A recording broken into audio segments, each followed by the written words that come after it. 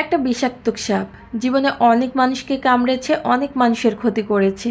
একটা সময় পরে এসে সে রিগ্রেট করলো যে সে যেটা করেছে সেটা ভুল করেছে, অনেক পাপ করেছে।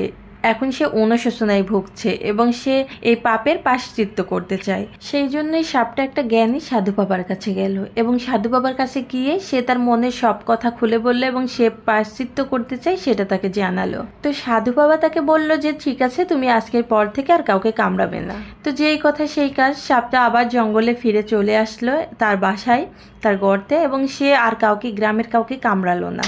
শুধু তাই নয়, সে কখনো কাউকে দেখে ফুসফাস করে না, তাড়া করে না, খুবই নীরবে সে তার গর্তে বাস করতে শুরু করলো।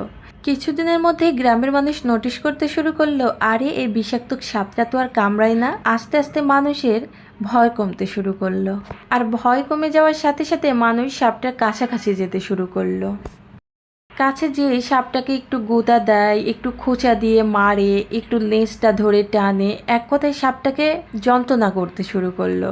আস্তে আস্তে তারা সাপটাকে নিয়ে খেলতে শুরু করলো। এতে করে গ্রামের মানুষ মজা পেলেও সাপটা যে অসহ্য যন্ত্রণা পাচ্ছে এই দিকে কারো খেয়ালই নেই। যেহেতু সাপটা কথা দিয়েছিল সে কাউকে কামড়াবে না, কাউকে তাড়া করবে না, যেই কারণে সে সব যন্ত্রণা, সব কষ্ট খুবই নীরবে মেনে নিচ্ছিল। কিন্তু মানুষের বাড়াবাড়ি এমন পর্যায়ে পৌঁছালো যে সাপটা মৃতপ্রায় হয়ে গেল। গ্রামের বড় মানুষরা তো সাপটাকে জ্বালাতন করতোই, সঙ্গে সঙ্গে ছোট বাচ্চারা পর্যন্ত সাপটাকে গুঁতা দিতে শুরু করলো, নিজ ধরে টানাটানি করতে শুরু করলো। এগুলো অযথাই জাস্ট মজা পায়, এই জন্য সাপটাকে তারা নিয়ে খেলা করতে শুরু করলো।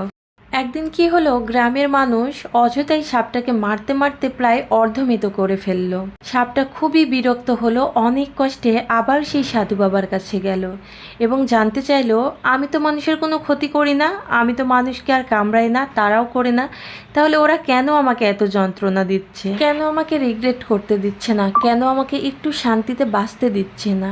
এবং বলল, আমি কি ভুল করেছি আমাকে বলেন, আমি তো আপনার দেওয়া উপদেশটাই শুধু পালন করেছি।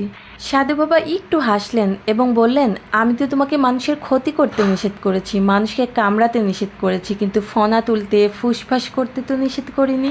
আমি তো তোমাকে আসল রূপে থাকতে মানা করিনি।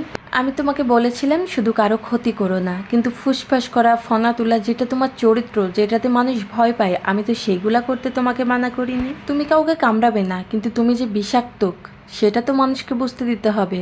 তারপরেই না মানুষ তোমাকে ভয় পাবে, তোমার কাছে আসতে ভয় পাবে, তোমার ক্ষতি করতে ভয় পাবে।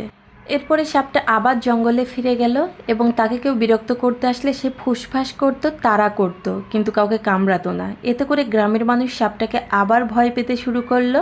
কেউ আর সাপটার কাছাকাছি আসতে সাহস পেত না।